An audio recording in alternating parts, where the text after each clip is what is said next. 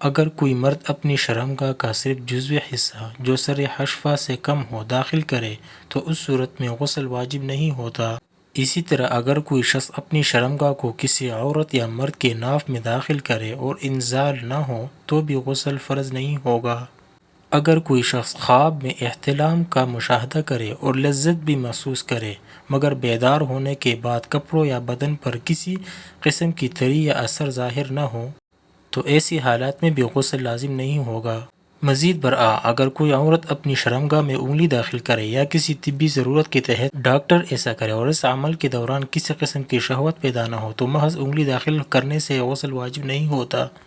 البتہ اگر یہ عمل شہوت کے غلبہ اور لذت کے حصول کی نیت سے کیا جائے یا شوہر اس طرح کا عمل کرے تو احتیاط اسی میں ہے کہ غسل کر لیا جائے، اور اگر اس کے نتیجے میں انزال واقع ہو جائے تو پھر غسل بلا شبہ واجب ہو جاتا ہے۔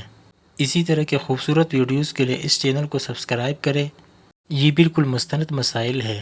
اگر کسی کو حوالہ